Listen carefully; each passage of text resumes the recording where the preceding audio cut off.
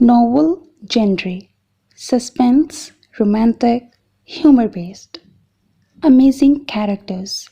As the story revolves around a very funny hero, Maisam Abbas Kazmi, who is fun loving and has a very udas Khalazad Zargul Khakwani. The story also revolves around so many amazing characters. If you want to know a little more spices and suspenses regarding the novel, then you can also read the description. सलाम मेरे अजीज़ listeners, welcome back to my channel. आज मैं again एक बहुत ही खूबसूरत और requested novel के साथ हाजिर हुई हूँ, जो कि रिक्वेस्ट है मेरी एक बहुत ही प्यारी सी लिसनर और सपोर्टर सारा मोहित की। नावल का नाम है उसे टूट कर चाहा हमने और ये तहरीर है सैयदा तहमीना ज़हरा की। So let's start. खुदा हाफिज़ तक नहीं कहा जाते जाते गुस्से की चिंगारियां उसके तन मन को झुलसा रही थीं।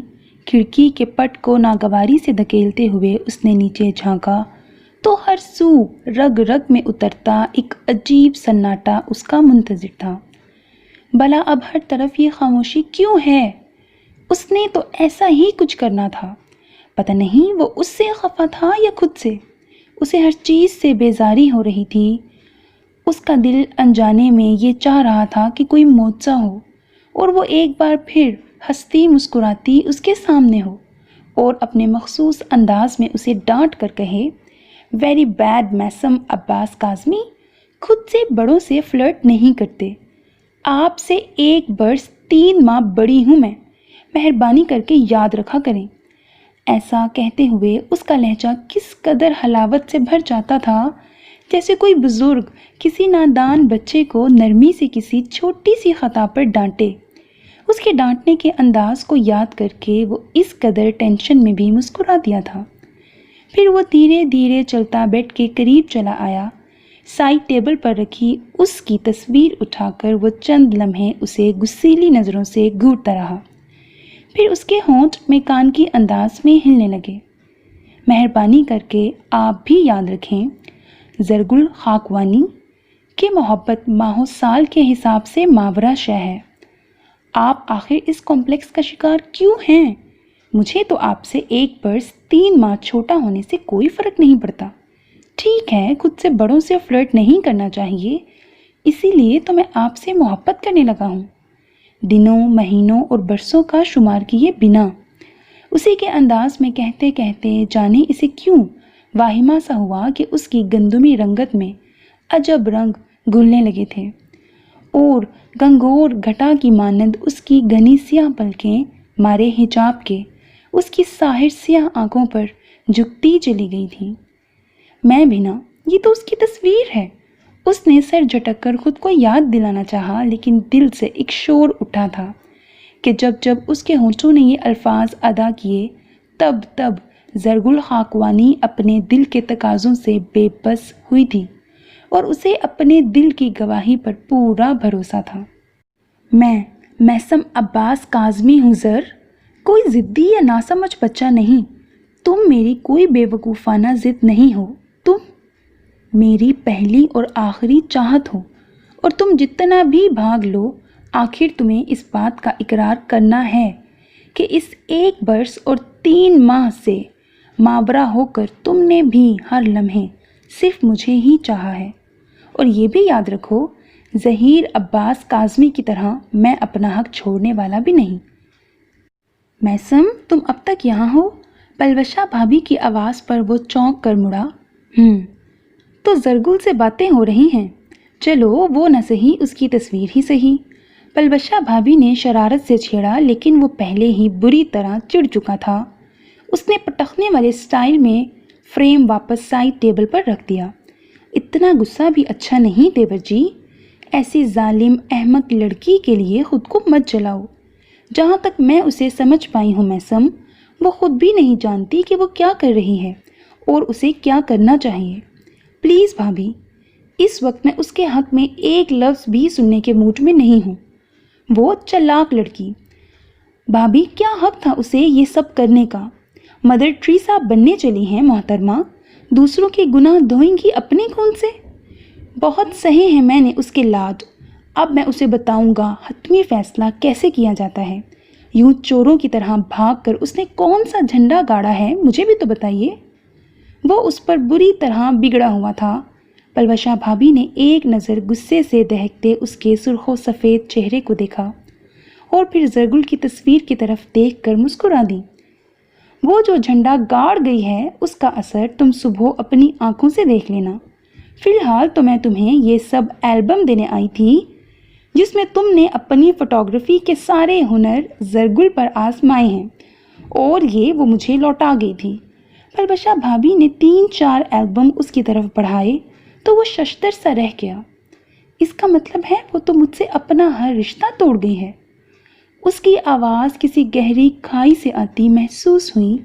پلوشا بھابھی نے اس کے دکھ کو اپنے دل میں اترتا محسوس کیا، لیکن وہ جانتی تھی اس وقت کوئی بھی ہمدردی اس کے کرب میں اضافہ ہی کرے گی. اسی لیے البم اسے پکڑا کر باہر چلی گئی. یہ تو تم نے بڑا ہی کاری وار کیا ہے زر. البم ہاتھ میں پکڑتے ہوئے جیسے اس کی سبھی ہمتیں جواب دے گئی تھیں. اپنے بے جان وجود کے ساتھ وہ بیڈ پر گر سا گیا. اس کے کپ کپاتے ہاتھوں سے البمز چھوٹ گئے اور ان میں سے کئی تصویریں نکل کر اس کے بے لگام خیالوں کی طرح ادھر ادھر بکھر گئیں. ان تصویروں سے جھانکتے ہنستے گاتے لمحے اس کی آنکھوں میں مرچیں بھرنے لگے. اس نے سر جھٹک کر خود کو اس کے تصور سے آزاد کرنے کی کوشش کرنا چاہی، لیکن وہ ایسا کر نہ سکا. نیکسٹ سین. ہونٹوں سے چھو لو تم میرا گیت امر کر دو، بن جاؤ میت میرے. اوہ گاڈ، ہو گئی صبح تمہاری. فار گاڈ سیک میسم یار، یہی ایک گیت کیوں گاتے رہتے ہو تم؟ کہیں تمہارے گلے کا کیسٹ اسی پر اٹک تو نہیں گیا؟ ظہیر چاچو کے ٹوکنے پر اس کی گنگناہٹ کو بریک لگ گئی. ظہیر چاچو، اگر آپ یہ سمجھتے ہیں کہ آپ کی تانا بازی میرا کچھ بگاڑ پائے گی تو بھلا دیں یہ بات. مجھے پتا ہے آپ اندر ہی اندر ایسے تانے مار کر کیا کوشش کرتے ہیں. یہی نا کہ آپ مجھے بدل کر رکھ دیں گے. Very funny. آج میں آپ کو صاف بتا رہا ہوں، میں نہ تو اپنا گیت بدل سکتا ہوں، نہ اپنی فوٹوگرافی کا شوق چھوڑ سکتا ہوں، اور نہ ہی خامخواہ کی سنجیدگی کا لبادہ اوڑھ سکتا ہوں. میں ہوں اور ہمیشہ میں ہی رہنا چاہتا ہوں. کہ شٹ اپ میسم، میں نے تو بس ایک بات کی تھی، تم نے جواباً ایک طویل تقریر سنا دی. ویسے مجھے تو تم ایسے بھی بہت پسند ہو، اپنی سبھی لاپرواہیوں کے ساتھ بھی. لیکن تمہارے بابا کو تم سے کافی پرابلمز ہیں. انہوں نے تمہیں یہاں بھی اسی لیے بھیجا تھا کہ گھر کے سکون سے دور رہ کر تم کچھ تو سدھر جاؤ، لیکن تم... واہ، بابا کا جواب نہیں، بھلا گھر کا سکون چھوڑ کر آپ سدھر گئے تھے، جو مجھے بھی... اس کی بات کاٹ کر وہ اس قدر سختی سے بولے تھے کہ میسم کو سانپ سونگھ گیا. اس نے خوفزدہ نظروں سے ان کے چہرے کے بدلتے رنگوں کو دیکھا تو اپنے الفاظ کی بدصورتی کا احساس ہوا. سوری ظہیر چاچو، میں... ٹھیک کہتے ہو تم سدھر سکتے ہی نہیں ہو. اوکے، میں چلوں؟ میسم کے لیے ان کا اس قدر نارمل انداز میں بات کرنا نیا نہیں تھا، اور نہ ہی آج اس سے کوئی پہلی بار بے وقوفی ہوئی تھی. وہ جب سے یہاں آیا تھا کئی بار ان کی زندگی کے تکلیف دہ پہلو کو یوں ہی بے حسی سے چھیڑ بیٹھتا تھا، اور وہ یوں ہی ایک لمحے کو بے بس ضرور ہوتے تھے، لیکن اگلے ہی لمحے وہ خود پر قابو پا کر اسے خود سے بھی نظریں ملانے کے قابل نہیں چھوڑتے تھے. پلیز ظہیر چاچو، مجھے خود بھی پتہ نہیں چلتا کہ کیا بول جاتا ہوں آپ سے. اسٹاپ اٹ میسم، ہمارے ریلیشن شپ میں اس قدر فارمیلٹیز نہیں ہونی چاہیے. ایک وقت آئے گا جب ہم اس مسئلے کو ڈسکس کریں گے، اور پھر میں تمہارے سبھی سوالوں کا جواب بھی دوں گا. لیکن ابھی تم اس احساس سے ہی بے خبر ہو جسے محبت کہتے ہیں، اور جب تم اس احساس سے آشنا ہو جاؤ گے تو محبت اور مصلحت کے فرق کو بھی جان جاؤ گے. پھر شاید تمہیں مجھ سے کوئی شکایت بھی نہ رہے. اپنے مخصوص دھیمے لہجے میں انہوں نے پہلی بار اس موضوع پر اس سے قدر تفصیل سے بات کی تھی، لیکن اس کی سمجھ میں بہت سی باتیں نہیں آئی تھیں. وہ تو بس خاموش نظروں سے انہیں خود سے دور ہوتا دیکھ رہا تھا۔ وہ ہمیشہ سے ان کی شاندار پرسنالٹی سے بری طرح متاثر تھا اور شاید بابا اور امی سے بھی زیادہ پیار کرتا تھا ان سے، لیکن وہ ہمیشہ ایک راز کی طرح اس کے سامنے رہے تھے۔ بظاہر ان کا رویہ اس قدر دوستانہ تھا کہ میسم ان سے اپنا کوئی راز کبھی نہ چھپا سکا تھا، لیکن جہاں بات ان کی ذات پر آتی وہ قطعی جانبدارانہ رویہ اپنا لیتے تھے۔ انہوں نے آج تک ایک لفظ بھی اپنے ذاتی دکھ کے بارے میں نہیں کہا تھا اور اس کی وجہ آج تک اس کی سمجھ میں نہیں آئی تھی۔ نیکسٹ سین۔ کب نکلتا ہے کوئی دل میں اتر جانے کے بعد، اس گلی کی دوسری جانب کوئی رستہ نہیں ہے۔ اوہو، تو یہ بات ہے۔ بٹ کیا بات ہے؟ اس کے شرارتی لہجے پر وہ خفگی سے گھورنے لگیں۔ یہی آپ کا شعر بہت ہی گہرے معنی رکھتا ہے۔ جس جذبے سے آپ نے سنایا ہے، شاید اتنی شدت کا احساس تو اس شاعر نے بھی محسوس نہ کیا ہوگا جس کا یہ شعر ہے۔ اف، کس قدر خوبصورت اردو بولتے ہو تم۔ اب تو کافی دیر سے ظہیر کے لہجے میں بھی ملاوٹ سی محسوس ہونے لگی ہے، انگلش فضاؤں کی۔ جب وہ یہاں آیا تھا تو وہ بھی تمہاری طرح گہرے لہجے میں اردو کے موٹے موٹے الفاظ بولتا تھا۔ ونڈرفل، آپ بھی خوبصورتی سے ٹال گئی ہیں مجھے۔ آپ دونوں ہی بہت بڑے بے ایمان ہیں۔ دوستی کی آڑ میں آپ دونوں مجھ سے بزرگی کا رشتہ ہی بنائے ہوئے ہیں۔ وہ چڑ کر بولا تو وہ اپنی مترنم ہنسی کا جادو بکھیرنے لگی۔ ایک بات کہوں تحریم، آپ کی ہنسی اس قدر دلکش ہے کہ میرا دل چاہتا ہے کاش میں ظہیر چاچو کی جگہ ہوتا۔ ہیں؟ وہ کیوں بھلا؟ وہ اپنی نیلی آنکھوں میں حیرت کا جہاں سمیٹے اس لمحے اسے بڑی ہی دلکش لگیں۔ چھوڑیے، آپ ناراض ہو جائیں گی۔ کافی کا مگ سینٹرل ٹیبل پر رکھتے ہوئے وہ اپنی سوچ پر مسکرا بھی رہا تھا۔ میسم، یہ جو تمہاری مسکراہٹ ہے نا، بے حساب غصہ دلاتی ہے مجھے۔ یا تو بات کیا نہ کرو یا پوری کیا کرو۔ میں یہ کہہ رہا تھا کہ اگر میں ان کی جگہ ہوتا تو وقت ضائع کیے بنا آپ کو پروپوز کر دیتا۔ ان کی طرف دیکھے بغیر وہ جھیپتے ہوئے گویا ہوا، لیکن اس کا فکرہ مکمل ہوتے ہی وہ اتنے زور زور سے ہنسنے لگی کہ میسم حیرت زدہ رہ گیا۔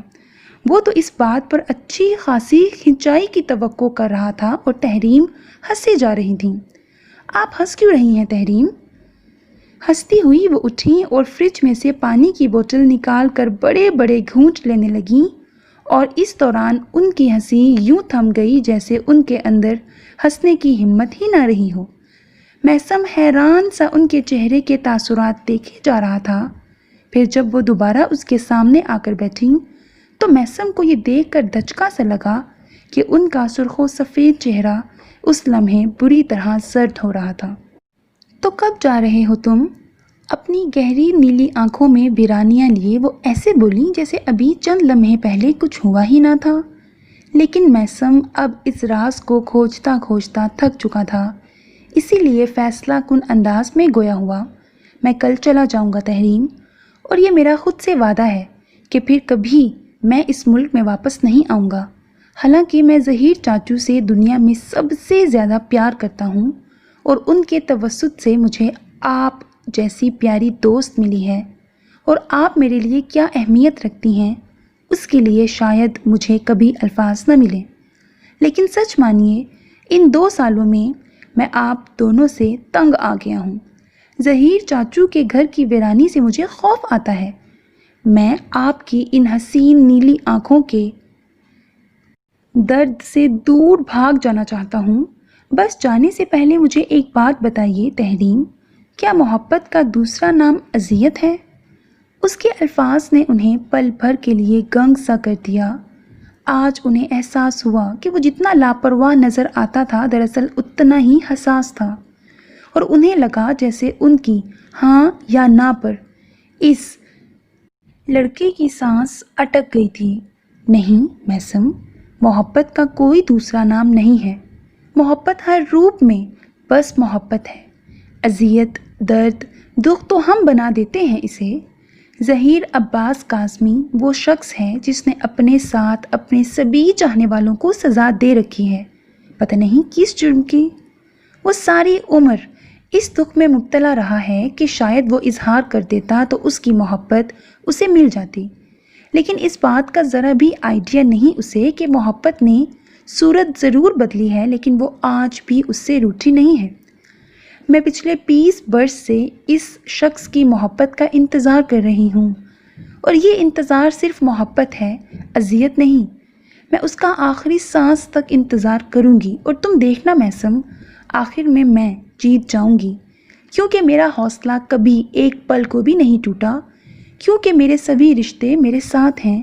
میں نے زہیر کی طرح خود کو کبھی محبت کے حصار سے دور نہیں کیا، تو پھر جسے میں نے چاہا وہ کب تک بھاگ سکتا ہے مجھ سے؟ نیلی آنکھوں میں موٹے موٹے آنسو لیے وہ کس قدر یقین سے کہہ رہی تھیں، اور آج کے بعد مجھے اس دن کا شدت سے انتظار ہوگا، کیونکہ میں آپ کو آپ کے نام سے نہیں، ایک پیارے سے رشتے سے پکارنا چاہتا ہوں۔ اس کی بات پر وہ دھیرے سے مسکرائیں اور پیار سے اس کے بال بگاڑتے ہوئے ڈائریکٹ اس کی روشن ڈارک براؤن آنکھوں میں دیکھتے ہوئے گویا ہوئیں، بے ایمان، مجھ سے تو اگلوا لیا ہے سب، ان چراغوں نے کہاں کہاں روشنی کی، کچھ ہمیں بھی تو بتاؤ۔ توبہ، آپ مجھے ایسا سمجھتی ہیں؟ میں ایک شریف بچہ ہوں۔ ان کے معنی خیز سوال پر وہ اپنی جون میں واپس آیا۔ ہاں، کیوں نہیں؟ یہ تمہاری چرب زمانی، ڈریسنگ اور MBA کے ساتھ خواہ کی فوٹوگرافی کا شوق، آج کل کی لڑکیاں تو ایسی ہی باتوں کی دیوانی ہوتی ہیں، لیکن مجھے کوئی دیوانی نہیں، ایک سیانی چاہیے تحریم۔ یہ سچ ہے، میں کوئی بہت زیادہ شریف نہیں ہوں، لیکن محبت میں زندگی میں ایک بار ویسی شدت اور ایک شدید محبت کا تجربہ کرنا چاہتا ہوں جیسی ظہیر چاچو اور آپ نے کی۔ تحریم اس کے لہجے سے جھلکتی حسرت پر شفقت سے مسکرا دی۔ نادان ہونا، ایک بار شدید محبت مذاق نہیں ہوتی، جب یہ حماقت کر بیٹھو گے تو پھر دوسری بار کا تصور بھی نہ کر پاؤ گے۔ تحریم، میں خود کو ثابت کر کے دکھاؤں گا۔ میں نہ تو ظہیر چاچو کی طرح اپنا حق کسی کو دوں گا، اور نہ ہی آپ کی طرح تمام عمر انتظار میں خوشی کا متلاشی رہوں گا۔ مجھے دوسری بار کی خواہش ہے بھی نہیں، لیکن اس محبت کے ایک اکلوتے چانس کو میں کبھی حسرت نہیں بننے دوں گا، اور یہ میرا وعدہ ہے آپ سے۔ وہ ان کی آنکھوں میں دیکھتے ہوئے مضبوط لہجے میں بولا، تو اس کی روشن ڈارک براؤن آنکھوں سے جھلکتے اعتماد نے انہیں کچھ بھی کہنے کے قابل نہ چھوڑا۔ انہوں نے محبت سے ماتھے پر لاپرواہی سے بکھرے اس کے بالوں کو سمیٹا، اور اس کے ماتھے پر پیار کرتے ہوئے ڈھیروں دعائیں ان کے دل سے نکلی تھیں، جو سبھی اس پگلے سے لڑکے کی خوشیوں کے لیے تھیں۔ نیکسٹ سین۔ ظہیر چاچو کے ڈانٹنے کے باوجود اس نے گھر میں اپنی آمد کی اطلاع نہیں دی تھی۔ اسے پتا تھا بابا اسے بہت ڈانٹیں گے اس سرپرائز پر، لیکن وہ اپنی فطرت سے مجبور تھا۔ اس کا دل چاہتا تھا کہ ہر لمحے ہلچل مچاتا رہے، اور گھر تو وہ پورے 2 سال بعد لوٹ رہا تھا، پھر کیوں نہ ذرا سی شرارت کرتا۔ ٹیکسی جوں ہی قاسمی ہاؤس کی شاندار عمارت کے سامنے رکی، ایک پل کے لیے تو وہ ماری خوشی کے اپنی جگہ جم سا گیا۔ اپنے گھر کی اہمیت کا احساس اسے ان پچھلے 2 برسوں میں ہر پل ہوا تھا، حالانکہ وہ ان 2 برسوں میں دن رات سب سے رابطے میں رہا تھا۔ گھر کے اندر آتے ہی وہ سحر زدہ سا ہو گیا تھا۔ گھر تو پورے کا پورا ویسا ہی تھا، مگر اسے لگ رہا تھا آج صبح جتنی روشن تھی اس سے پہلے کبھی نہ دیکھی تھی۔ لان میں ہوا کی مستیوں سے لہراتے درخت اور مہکتے پھول اسے اپنی آمد کی خوشی میں مدہوش نظر آ رہے تھے۔ وسیع و عریض لان کو عبور کرتے ہوئے اس نے ابھی لاؤنج کی پہلی سیڑھی پر قدم رکھا ہی تھا کہ لاؤنج کا دروازہ کھٹ سے کھلا، اور کون تھی وہ گندمی رنگت، وہ گھنگھور گھٹا کی مانند سیاہ پلکیں، اور ان سے جھانکتے ساحر سیاہ آنکھیں، اور اس کے وہ گھٹنوں تک آتے لمبے گھنے بال۔ جانے وہ کیسا لمحہ تھا جس کا سحر میسم کی پوری زندگی پر چھا گیا تھا۔ جانے وہ کون سا پل تھا جس نے میسم عباس قاسمی کو سبھی اصول، سارے قاعدے بھلا دیے۔ وہ یک ٹک اسے دیکھتے ہوئے اپنے ارد گرد کے ماحول سے یکسر بیگانہ ہو گیا تھا۔ وہ اس کی نظروں کے ارتکاز سے گڑبڑا سی گئی تھی۔ چہرے پر آئی لٹوں کو پیچھے ہٹاتے ہوئے ایک پھیکی سی مسکراہٹ اس کے لبوں پر آئی تھی، لیکن گندمی رنگت میں گھلتی سرخیاں اس کے کنفیوز ہونے کا پتہ دے رہی تھیں۔ اس کے لب کچھ کہنے کی کوشش میں تھر تھرا کر رہ گئے تھے اور اگلے ہی لمحے نجیب چاچا ان کے قریب پہنچ گئے۔ ان کی آواز میثم کو جھنجھوڑ کر حقیقت کی دنیا میں لے آئی۔ یہی تو ہمارے میثم بابا ہیں جن کی باتیں ہوتی رہتی ہیں سارے گھر میں، نجیب چاچا جوش سے اسے بتا رہے تھے۔ میں جانتی ہوں چاچا، جواباً وہ مختصراً بولی اور ایک گہری سانس لیتے ہوئے خود کو کمپوز کرتے میثم کی طرف متوجہ ہوئی، جو آنکھوں میں ڈھیروں رنگ لیے اسے ہی دیکھ رہا تھا۔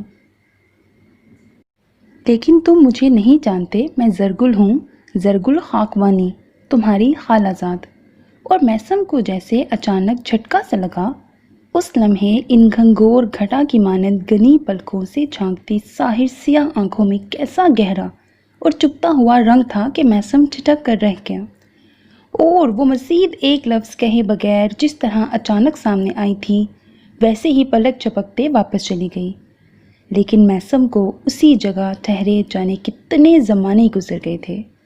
کھلے دروازے کے اندر سے جھانکتا اس کا اپنا وہی گھر تھا، اور اس کے اندر بستے سبھی لوگ بھی اس کے وہی پیارے تھے، لیکن اس ایک خالہ زاد نے اسے خود سے بھی اجنبی سا کر دیا تھا۔ میثم، تم لوٹ آئے بیٹا۔ امی لپکتی جھپکتی اس کی طرف آ رہی تھیں، اور تب وہ اپنے حواسوں میں آتے ہوئے ان سے لپٹ گیا۔ اس کے آنے کی اطلاع نجیب چاچا اندر پہنچا چکے تھے۔ امی، یہ نجیب چاچا نے بتایا کہ میثم، اوہ گاڈ، یہ تو سچ مچ میثم ہے۔ زیگم بھیا بھی اندر سے بولتے ہوئے نکلے تھے، اور اسے سامنے دیکھ کر وہ بھی امی کی طرح بے یقین نظروں سے اسے دیکھنے لگے۔ کیوں باس، میں میثم عباس کاظمی ہوں، آپ کا نیا اور پرفیکٹ نیم البدل۔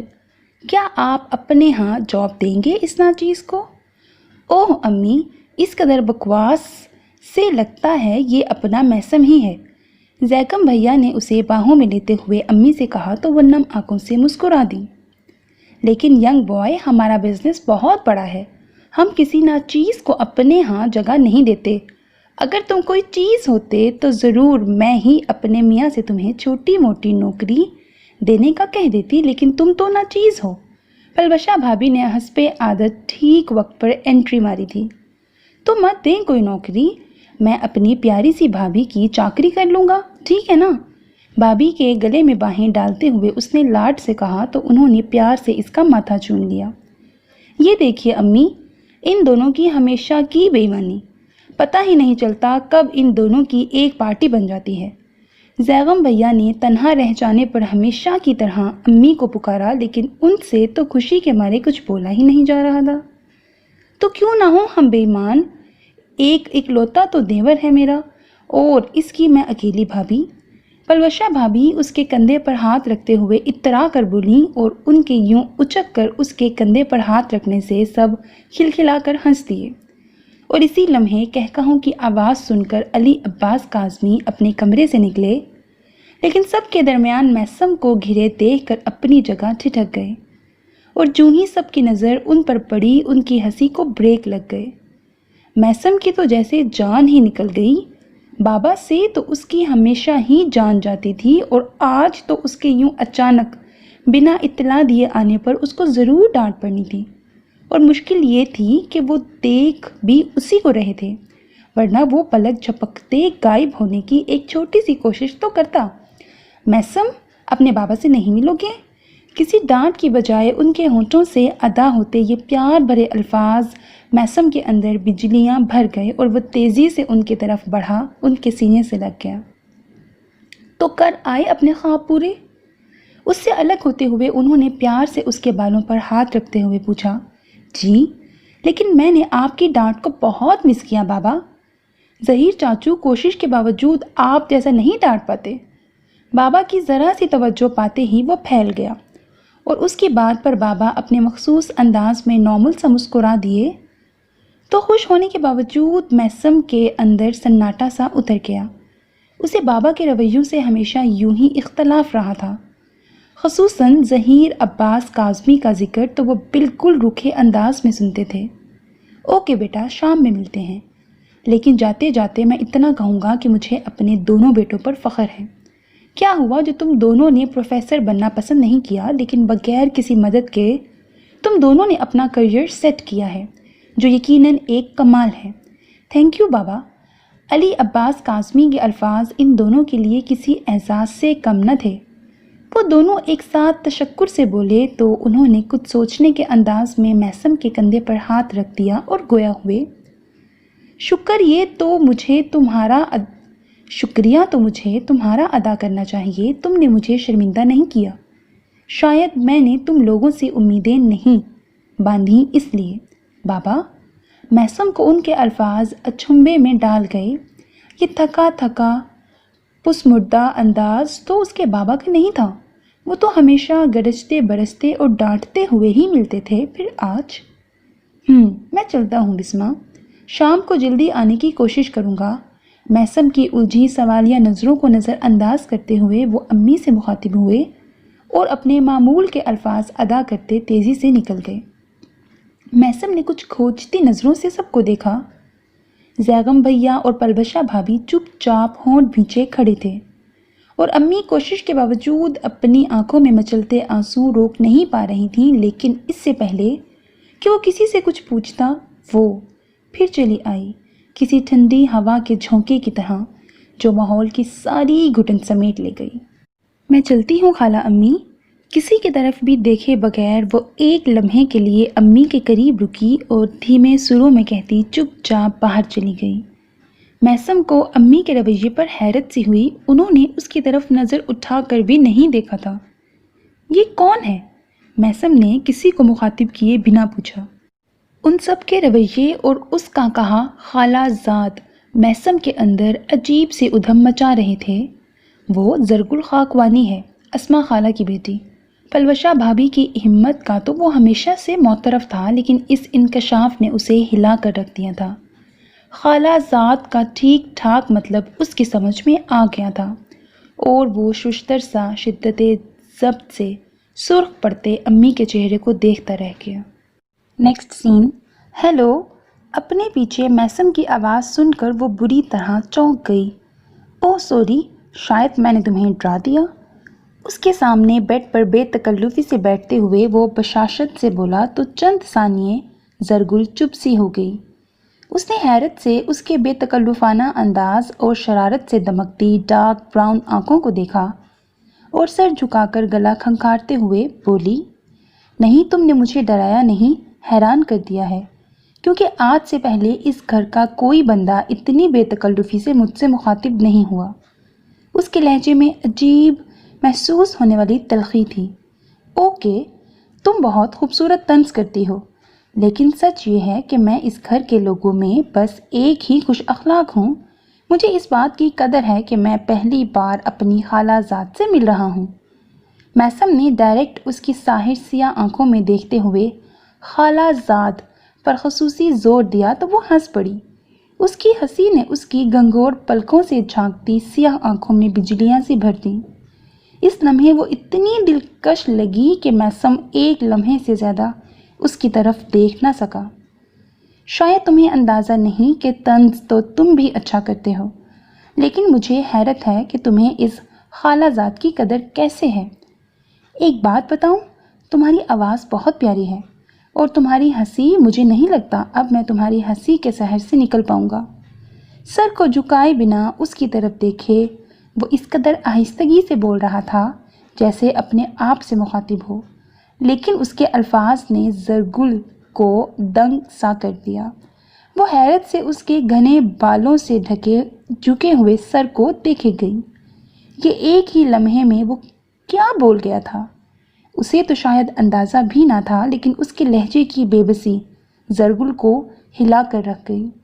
ایسی بات تو اس سے آج تک کوئی مذاق میں بھی نہ کہہ پایا تھا، اور میثم سے وہ ایسی کسی تعریف کی تو متمنی بھی نہ تھی، لیکن وہ چند لمحوں میں ہی اجنبیت کی ساری دیواریں اس خوبصورتی سے ڈھا گیا تھا کہ ایک لمحے کے لیے اسے سمجھ ہی نہ آیا کہ اسے کہے تو کیا۔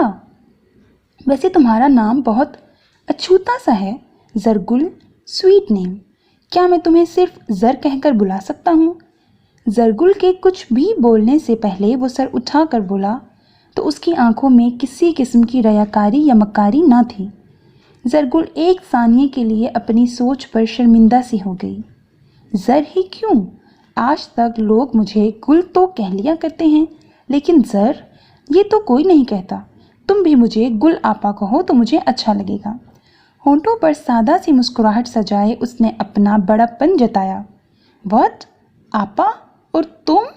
اس کے سراپے پر ایک نظر ڈال کر وہ کھلکھلا کر ہنس دیا۔ لو، اس میں ہنسنے والی کیا بات ہے؟ زرگل نے ناگواری سے اسے دیکھتے ہوئے کہا۔ تو اور کیا، میں کبھی ایسا کچھ کہنے والا نہیں ہوں، اور ویسے بھی مجھ سے تو چھوٹی ہی ہوگی تم۔ اس کی گندمی رنگت میں گھلتی سرخی کی حدت میسم کو اسے مزید تنگ کرنے پر اکسا رہی تھی۔ شٹ اپ، بند کرو یہ ہنسی۔ میں تم سے بڑی ہوں، اور وہ بھی پورے 1 برس 3 ماہ۔ وہ غصے سے پھنکاری۔ او گاڈ، دن اور گھنٹے بھی بتاؤ تو اچھا ہوگا۔ احمق لڑکی، کسی نے کان بھرے ہیں تمہارے۔ مجھے دیکھو، 1 برس اور 3 ماہ۔ او مائی گاڈ، وٹ اے جوک! تم اتنی دھان پان ہو، تمہیں اٹھا کر میں پورے لان کے 20 چکر لگا سکتا ہوں۔ شٹ اپ، تم ایک بدتمیز لڑکے ہو۔ مجھے موم نے بتایا تھا تم مجھ سے 1 برس 3 ماہ چھوٹے ہو، اور موم کا کہا جھوٹ نہیں ہو سکتا۔ تمہیں میری عزت کرنی ہوگی، اور مجھے گل آپا ہی کہنا ہوگا۔ اس کی مسلسل ہنسنے سے وہ طیش میں تحکمانہ انداز میں بولی، عزت تو میں تمہاری کر سکتا ہوں، لیکن میرے لیے تم زر ہو، اور بس زر۔ میری عمر بھر کی دولت، بس میری زر۔ اس کے غصے کو خاطر میں لائے بغیر وہ تیزی سے اس کی بات کاٹ کر بولا، اور اپنی بات مکمل کر کے جیسے اچانک آیا تھا اسی طرح پلک جھپکتے کمرے سے چلا گیا، بنا یہ دیکھے کہ وہ کس قدر خوفناک تیوروں سے اسے گھور رہی تھی۔ عجیب چیز ہے یہ، بھلا یہ کیا بات ہوئی؟ گود میں رکھی کتاب کو کھولتے ہوئے اس نے ناگواری سے سوچا۔ پتہ نہیں کتنے ہی لمحے وہ خالی نظروں سے کتاب کو گھورتی رہی۔ میری عمر بھر کی دولت، بس میری زر۔ پتہ نہیں کیا ہوا تھا کہ وہ سٹ پٹا ہی تو گئی۔ اس نے پریشانی سے ادھر ادھر دیکھا، وہ کہیں نہیں تھا سوائے اس کے اپنے ذہن کے۔ کہاں تھے تم میسم؟ وہ جو ہی کچن میں داخل ہوا، امی نے کڑی نظروں سے گھورتے ہوئے پوچھا۔ میں زر سے مل کر آ رہا ہوں، وہ صاف گوئی سے بولا اور فریج کھول کر کچھ کھانے کے لیے تلاش کرنے لگا۔ تمہارے بابا کو معلوم ہوا تو وہ بہت خفا ہوں گے۔ امی کے آہستگی سے کہنے پر وہ اطمینان سے مڑا۔ آپ بابا کو مت بتائیے گا، مجھے اس سے ملنے میں کوئی قباحت نظر نہیں آتی۔ اس نے لاپرواہی سے شانے اچکاتے ہوئے کہا۔ ہر بات میں ضد اچھی نہیں ہوتی میسم، تم جانتے ہو وہ کون ہے؟ جی ہاں، لیکن میں یہ بھی جانتا ہوں کہ وہ اس گھر میں مہمان ہے، اور اس گھر کے مکین کی حیثیت سے میرا فرض ہے کہ میں اسے کمپنی دوں۔ ویسے امی، اسے اس گھر میں رہنے کی اجازت دینے سے پہلے کیا آپ لوگ نہیں جانتے تھے کہ وہ کون ہے؟ خدا کے لیے میسم، میرے لیے امتحان نہ بنو۔ تمہارے بابا اس کی ماں کی ہر بات بن کہے ماننے کے عادی ہیں، اور اتنے برسوں بعد بھی وہ اپنی اس عادت کو ترک نہیں کر پائے۔ لیکن میں اسے کیسے برداشت کرتی ہوں یہ میرا دل جانتا ہے۔ میرا بس چلے تو اسے ایک پل یہاں نہ رہنے دوں۔ لیکن تمہارے بابا اذیت دے رہے ہیں وہ خود کو۔ انہوں نے اسے گھر میں رکھ لیا، وہ ان کے ساتھ یونیورسٹی جاتی ہے، اور میں جانتی ہوں اسے برداشت کرنا تمہارے بابا کے لیے کس قدر تکلیف دہ ہوگا۔ وہ خود کو سزا دے رہے ہیں، اپنے بابا کی تکلیف کو سمجھو بیٹا، اس میں اضافہ نہ کرو۔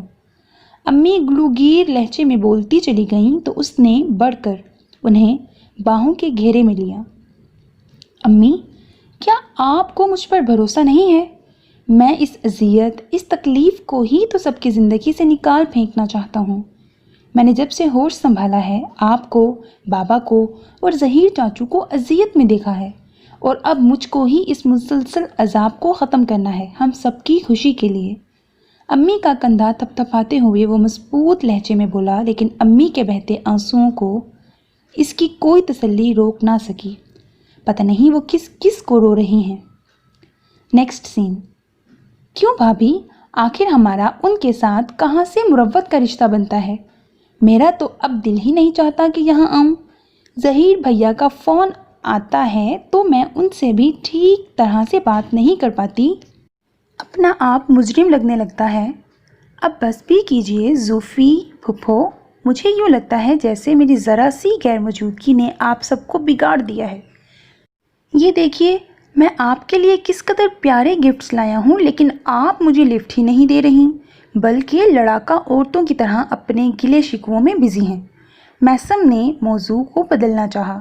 ارے کیا بیٹا، ہمارے گلے شکوے پہلے کسی کے لیے اہم رہے ہیں جو آج کوئی ہمیں اہمیت دے گا؟ اور تم بھی اپنے گفٹس رہنے دو، کل سے آئے ہوئے ہو اور اتنا نہیں ہوا پھپھو کو شکل دکھا جاؤ۔ بس ایک فون اپنی آمد کا کھڑکایا اور تمہارا فرض پورا ہوا۔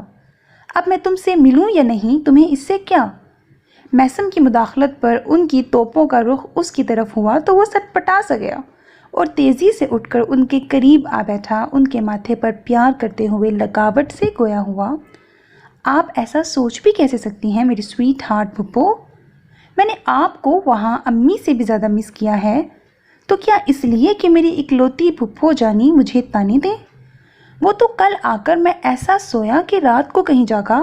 اپنا گھر اور اپنے گھر کا سکھ کیا ہوتا ہے یہ تو میں نے اب جانا ہے۔ اور ظہیر بھیا وہ تو پچھلے 24 سال سے اس سکھ سے دور ہیں، انہیں گھر کی ہم سب کی یاد نہیں آتی؟ پھپھو اس کی بات کاٹ کر بولی تو ایک لمحے کے لیے میسم چپ سا ہو گیا۔ وہ آج کچھ زیادہ ہی اداس ہو رہی تھیں اور اس کی وجہ وہ اچھی طرح جانتا تھا۔ آتی ہے، لیکن اب وہ بھی بہت جلد اس سکھ کے پیچھے آئیں گے، کیونکہ میرے بغیر وہ رہ نہیں پائیں گے۔ آپ کو پتہ ہے کچھ بات تو ہے آپ کے بھتیجے میں کہ اس کے قریب رہنے کے بعد کوئی اس سے دور نہیں جانا چاہتا ہے نا؟ وہ اپنی طرف اشارہ کرتے ہوئے اترایا تو پھپھو نے کھینچ کر سینے سے لگا لیا۔ سدا مسکراتے رہو۔ کیوں بھابھی، اس کے بغیر گھر کیسا سونا لگتا تھا؟ پھپھو نے مسکراتے ہوئے امی سے تائید چاہی تو انہوں نے اسبات میں سر ہلاتے ہوئے اپنے اس پیارے سے بیٹے کو محبت سے دیکھا۔ کہیں آپ دونوں خواتین مجھے جوکر تو نہیں کہنا چاہ رہی؟ صرف یہ دونوں خواتین ہی نہیں، میرا بھی تمہارے بارے میں کچھ ایسا ہی خیال ہے۔ رشنا لوازمات سے بھری ہوئی ٹرالی گھسیٹتی ہوئی اندر آئی۔ اس کے پیچھے پلوشا بھابھی بھی تھیں۔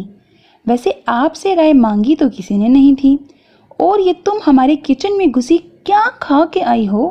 دیکھو پھپھو، یہ جب آئی تھی تو کچھ کمزور نہیں تھی، اور میری بھابھی بیچاری رہیں سدا کی رحم دل، یہی سوچتی رہی ہوں گی کہ بہن مہمان آئی ہے، روکوں تو کیسے؟ اف کتنی بکواس کرتے ہو تم، حتیٰ کہ MBA بھی تمہارا کچھ نہیں بگاڑ پایا۔ میں نے تو سوچا تھا جو نئی ڈشز میں نے سیکھی ہیں وہ تمہیں ٹھساؤں گی، لیکن تم گناہ گار سمجھے گی دنیا تمہیں۔ ویسے چکھوں تو صحیح کیسے کیسے رزق کا ستیہ ناس کیا ہے تم نے۔ ایک پلیٹ پھپھو کو پکڑا کر جوں ہی وہ اپنے لیے اٹھانے کو جھکا، اس کی نظر بے ساختہ دروازے کی طرف اٹھ گئی جہاں زرگل کھڑی تھی۔ پتہ نہیں وہ کب یہاں آئی تھی، لیکن اس کی سیاہ گنگور پلکوں سے جھانکتی روشن آنکھوں کی روشنیاں اس سمے بجھی بجھی سی تھیں اور ان سے حسرت آیا تھی۔ آؤ سر، وہیں کیوں رک گئیں؟ اسے دیکھ کر ماحول پر چھائی ناگوار سی خاموشی کو سب سے پہلے میسم کی مہربان آواز نے توڑا۔ اس کے سب کے سامنے حد درجے التفات نے زرگل کو سہما سا دیا۔ اس نے گھبرا کر زوفشا پھپھو کے چہرے پر نفرت کے گہرے ہوتے سائے کو دیکھا اور آہستہ آہستہ چلتے ان لوگوں کے پاس آ کر رک گئی۔ میں تو بس پھپھو سے ملنے آئی تھی، تو دیکھو لڑکی، میں نے تمہیں پہلے بھی روکا تھا، مجھ سے کوئی رشتہ گانٹنے کی ضرورت نہیں ہے۔ پتہ نہیں تمہیں ہم پر رحم کیوں نہیں آتا؟ اس اتنے بڑے شہر میں ایک یہی تو گھر نہیں تھا کہ تم یہاں آ گئی ہمارا سکون برباد کرنے؟ ماما پلیز، کیا ہو گیا ہے آپ کو؟ رشنا اس سے زیادہ برداشت نہ کر سکی تو بیچ میں ٹوک گئی، اور اس کے بولتے ہی زرگل تیزی سے اپنے کمرے کی طرف بڑھ گئی، جیسے بس یہی سننے آئی تھی۔ میسم اپنی جگہ ہکا بکا بیٹھا تھا۔ اس کو تو اب تک زوفشا پھپھو کے لفظوں سے پھوٹتی چنگاریوں پر یقین نہیں آ رہا تھا۔ وہ تو ہمیشہ اتنے نرم انداز میں بات کرتی تھیں کہ روح تک شانت ہو جاتی، لیکن زرگل کے لیے ان کے لہجے میں کتنی تضحیک تھی، اور حیران کن رویہ تو زرگل کا بھی تھا۔ وہ جو 2 ہی ملاقاتوں میں میسم کو اپنی خود اعتمادی کا قائل کر چکی تھی، زوشا پھپھو سے بات کرتے ہوئے اس کا انداز کتنا ڈرا سہما سا تھا۔ میسم نے حیرت سے امی کی طرف دیکھا، لیکن ان کا چہرہ بالکل بے تاثر تھا۔ کیا امی کو پھپھو سے کوئی اختلاف نہیں؟ جو بھی ہو، وہ امی کی سگی بھانجی ہے، اکلوتی بہن کی بیٹی۔ پھر اس سے آگے بھی وہ کچھ سوچتا، لیکن پلوشا بھابھی کے الفاظ نے اسے چونکا دیا۔ وہ زوشا پھپھو سے مخاطب تھی، ماما، ہمارے اس کے ساتھ جو بھی معاملات ہوں، لیکن آپ کو یہ یاد رکھنا چاہیے کہ وہ مہمان ہے اس گھر میں۔ اس کے یہاں رہنے کا فیصلہ بڑے ماموں کا تھا۔ آپ اس سے کوئی واسطہ نہیں رکھنا چاہتی تھیں تو نرمی سے بھی کہا جا سکتا تھا۔ اف، پتہ نہیں مجھے کیا ہو جاتا ہے اسے دیکھ کر۔ وہ سارے دکھ پھر سے میرے ارد گرد منڈلانے لگتے ہیں جنہوں نے ہمیں برباد کیا۔ مجھے معاف کر دیں بھابھی، مجھے خود پر کنٹرول نہیں رہا۔ پلوشا بھابھی کی بات نے زوشا پھپھو کو اپنے رویے کی بدصورتی کا احساس دلایا، تو وہ فوراً معذرت خواہانہ انداز میں امی سے مخاطب ہوئی۔ لیکن میسم کو اچانک اس ماحول سے الجھن سی ہونے لگی۔ اس میں اتنی ہمت نہ تھی کہ اب امی کی بات سنتا، کیونکہ جانتا تھا پھپھو کی معذرت کے جواب میں امی اس کے خلاف ہی کچھ بولیں گی۔ اسی لیے غیر محسوس انداز میں ان کے درمیان سے اٹھ آیا، اور ان میں سے بھی کسی نے اس کے یوں چپ چاپ اٹھ جانے پر توجہ نہ دی، کیونکہ زرگل کے حوالے سے وہاں ایک بحث چھڑ گئی تھی۔ پتہ نہیں پچھلے لمحوں میں کیا ہوا تھا کہ اس کے دل اور دماغ میں ایک ہنگامہ سا برپا ہو گیا تھا۔ پھپھو سے تو اسے بے حد پیار تھا۔ انہوں نے ہمیشہ اس قدر دوستانہ رویہ رکھا تھا کہ اسے کبھی لگا ہی نہیں تھا کہ ان کا شمار بزرگوں میں کرنا چاہیے، بلکہ رشنا اور پلوشا بھابھی تو اس کے اور پھپھو کے تعلقات سے باقاعدہ جلتی تھیں، کیونکہ وہ ہمیشہ انہیں تنگ کرنے کے لیے پھپھو کو شکایت لگایا کرتا تھا، اور پھپھو بنا کسی وضاحت کے انہیں ڈانٹنے لگتی تھی۔ لیکن اس لمحے اسے کچھ بھی اچھا نہیں لگ رہا تھا۔ بیڈ پر اوندھا لیٹ کر اس نے آنکھیں موند لیں، کیونکہ جانتا تھا کہ ابھی کوئی نہ کوئی اسے بلانے چلا آئے گا، اور اس وقت اس کا دل پھپھو کے سامنے جانے کو بالکل تیار نہ تھا۔ لیکن آنکھیں بند کرتے ہی وہ جھٹکے سے اٹھ بیٹھا۔ یہ کیا ہوا تھا؟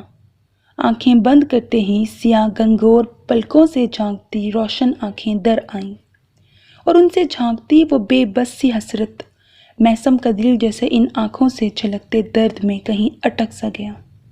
روم روم میں یہ خواہش مچلنے لگی کہ وہ اسی وقت جا کر ان سیاہ گنگور پلکوں سے جھانکتی روشن آنکھوں کے سارے درد چن کر ان میں پہلے دن کا غرور اور سکون اتار دے، جو پہلی ملاقات میں ہی اسے تسخیر کر گیا تھا۔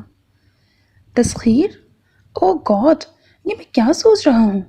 پہلے دن اسے دیکھ کر اگر میں بے اختیار ہوا تھا تو وہ میری بے خبری تھی، لیکن اب تسخیر ہونا تو انتہا ہے بے بسی کی۔ سب جاننے کے بعد بھلا میں کیسے سوچ سکتا ہوں اس کے بارے میں کچھ بھی ایسا؟ انگلیوں کے پوروں سے کنپٹیوں کو دباتے اس نے بری طرح دل کو ڈانٹا تھا، لیکن جواب میں اس کا دل جس خود سری سے ہنسا تھا اسے حیرت ہو رہی تھی۔ ایسا نہیں سوچ سکتے تو پھر پھپھو کے الفاظ نے تمہیں اتنا پریشان کیوں کر دیا کہ تم وہاں سے اٹھ کر آ گئے؟ اور ان سیاہ پلکوں سے جھانکتی ساحر سیاہ آنکھوں کا درد تمہیں کیوں بے چین کر رہا ہے؟ یہ کیا ہے میسم عباس کاظمی؟ اس پریشانی اور بے بسی کو تم کیا نام دو گے؟ بس انسانیت، اور کیا؟ اس نے اپنی مخصوص لاپرواہی سے شانے اچکانے چاہے، لیکن اس کا دل اس کے خلاف ڈٹ گیا۔ انسانیت کا مظاہرہ رشنا اور پلوشا بھابھی نے کیا۔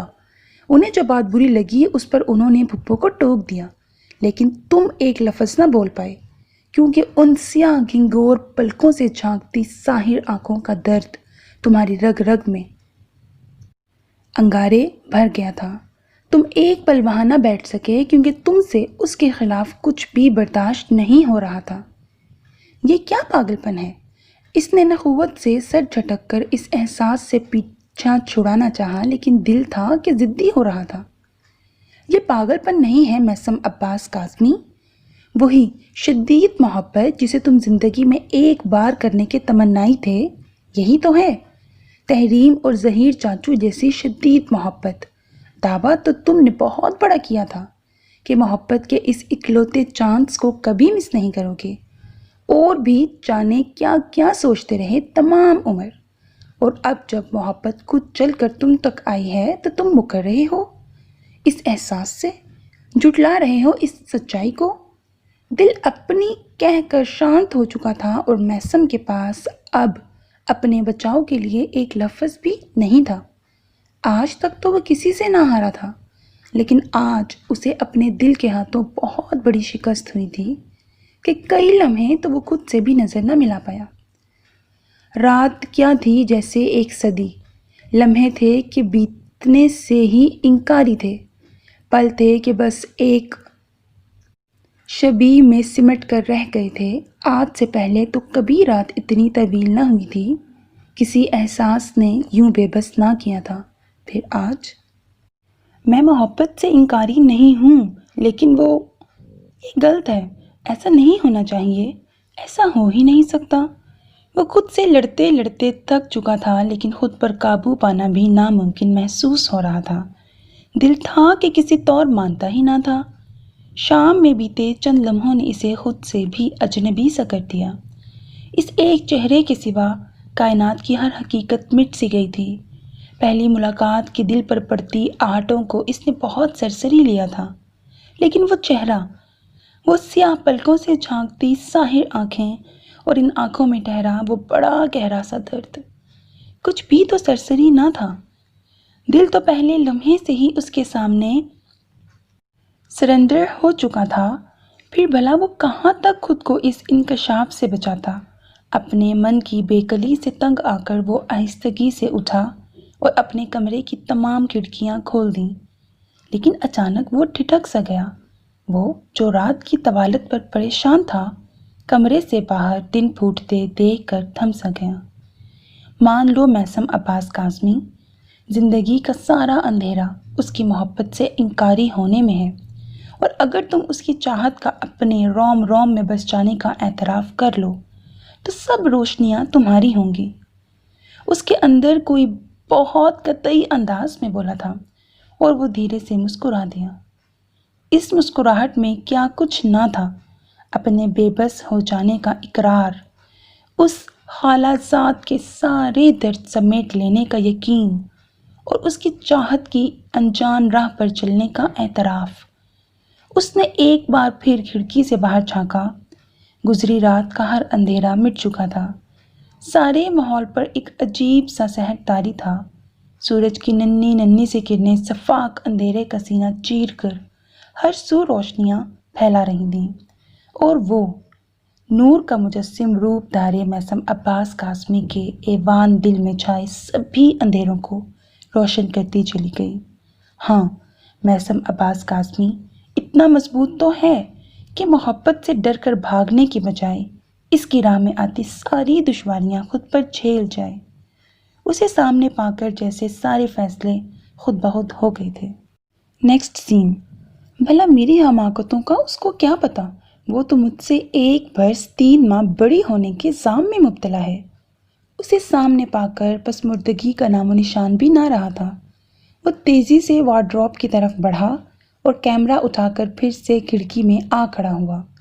دور سے اس کی 3-4 تصویریں لینے کے بعد بھی اس کی تسلی نہ ہوئی تو تیزی سے کمرے سے باہر نکلا۔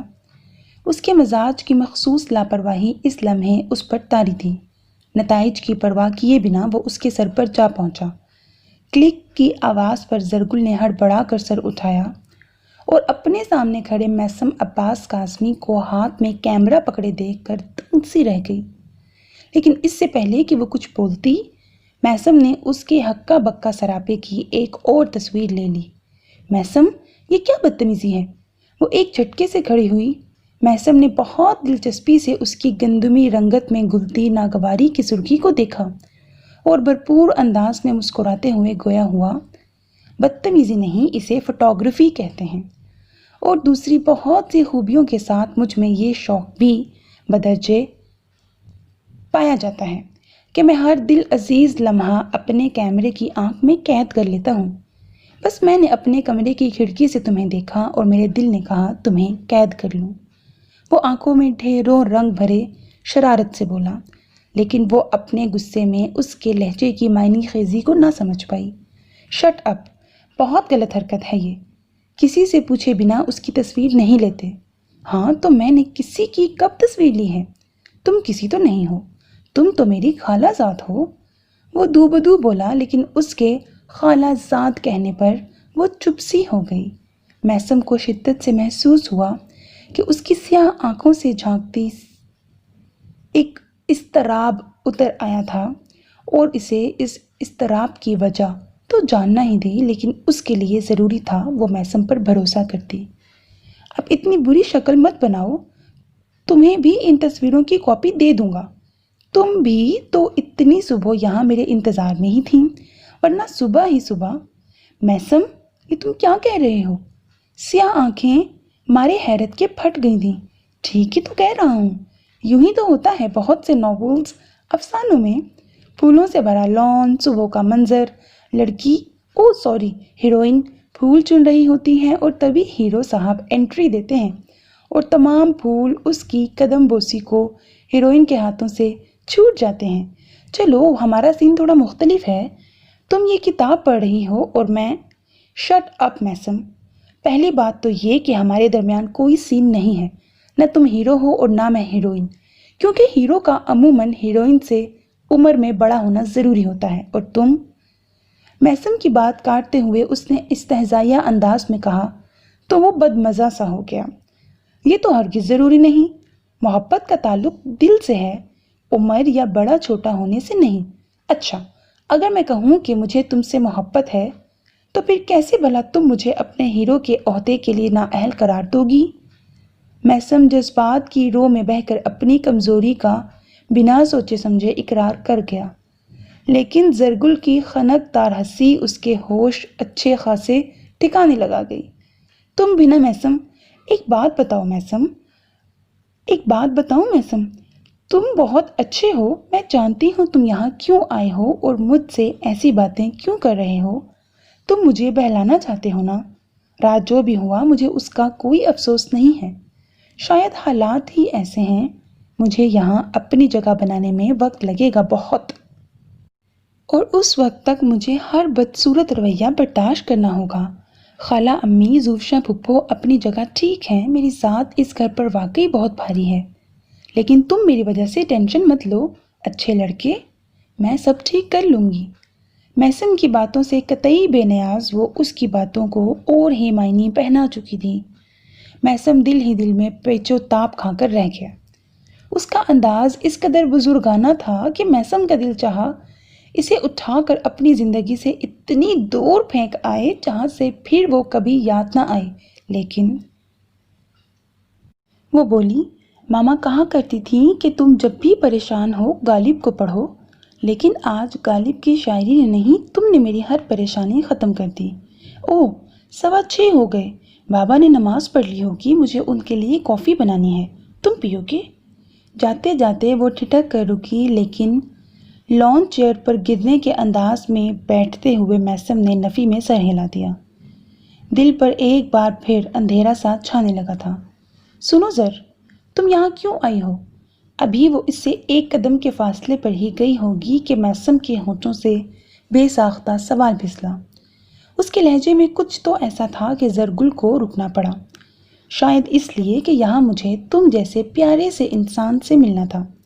اس کی طرف مڑ کر وہ دلکش انداز میں مسکرائی تھی، اور اس لمحے اس کی سیاہ پلکوں سے جھانکتی ساحر آنکھوں میں جیسے روشنیاں اتر آئی تھیں، اور اس ذرا سی مسکان نے میسم کو ایک بار پھر ہلکا پھلکا سا کر دیا۔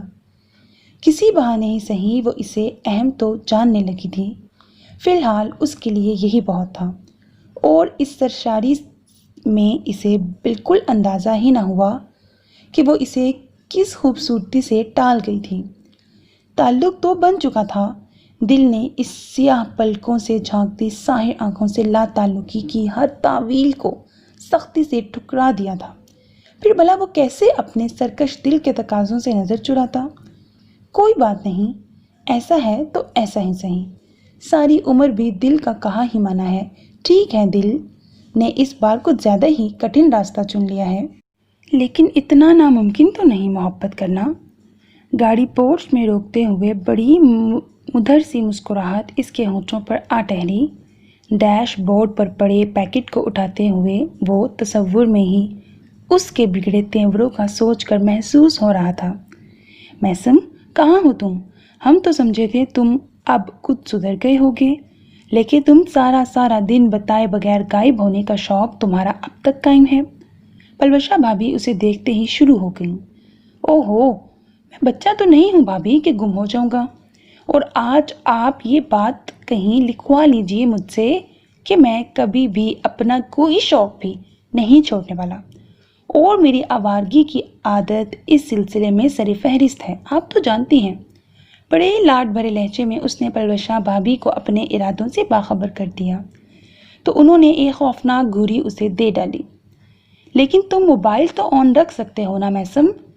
خالہ امی نے جانے کتنی بار تمہارا نمبر ٹرائی کیا اور تم اٹینڈ ہی نہیں کر رہے تھے۔ بڑے ہو جانے کا مطلب یہ تو نہیں ہوتا کہ بندہ اپنی ماں کی فکر چھوڑ دے۔ پلوشا بھابھی کی بجائے قطعی غیر متوقع طور پر زرگل کی خفگی بھری آواز پر وہ حیرت سے چونکا تھا۔ پلوشا بھابھی کے سامنے صوفے کے ساتھ کھڑی اپنی گھنگور پلکوں سے چونکتی ساحر آنکھوں میں ڈھیروں خفگی لیے وہ اسے ہی گھور رہی تھی۔ میسم کو اس کا یوں باز پرس کرنا بہت خاص لگا۔ دن بھر کی تھکن ایک ہی لمحے میں مٹ سی گئی اور ہونٹوں پر پرسکون سی مسکراہٹ آن رکی۔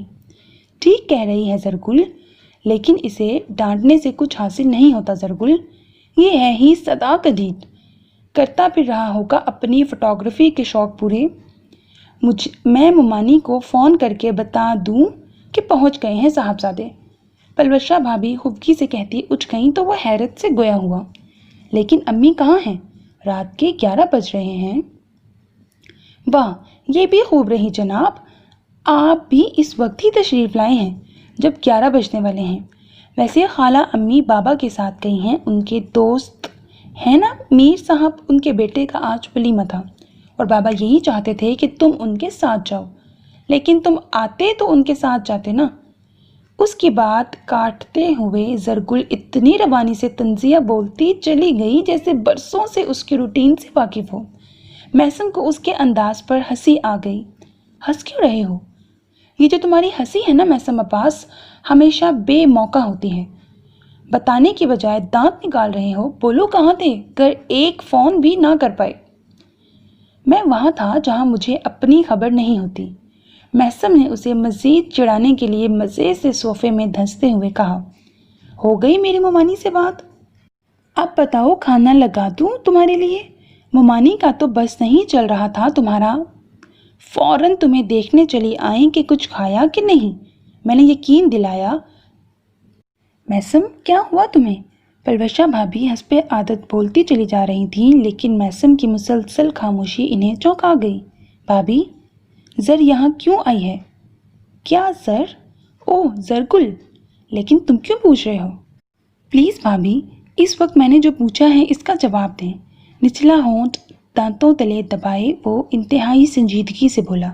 پتہ نہیں، تمہارے آنے سے تقریباً 2 ہفتے پہلے وہ بڑے ماموں کے ساتھ آئی تھی۔ ماموں نے بس یہی بتایا کہ وہ اسما خالہ کی بیٹی ہے، اردو ادب میں ماسٹرز کر رہی ہے اور اب ہمارے ساتھ رہے گی۔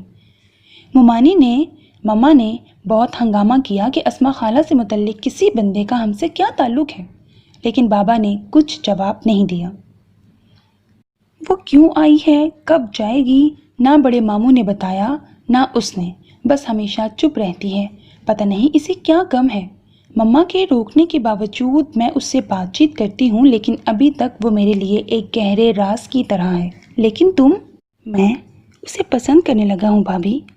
اس سے پہلے کہ بھابھی کچھ پوچھتی وہ دھیمے لہجے میں کہتا اٹھا اور ٹیبل پر پڑا پیکٹ اٹھا کر اس کے کمرے کی طرف چلا آیا۔ یہ دیکھے بنا کہ بھابھی کو اس کے انکشاف پر صدمہ ہوا یا حیرت۔ So listeners, that was the end of episode 1. امید ہے کہ آپ کو پسند آیا ہوگا۔ اپنی قیمتی رائے سے ضرور آگاہ کیجیے گا۔ اپنا بہت خیال رکھیے گا۔ نیک تمناؤں کے ساتھ اللہ حافظ۔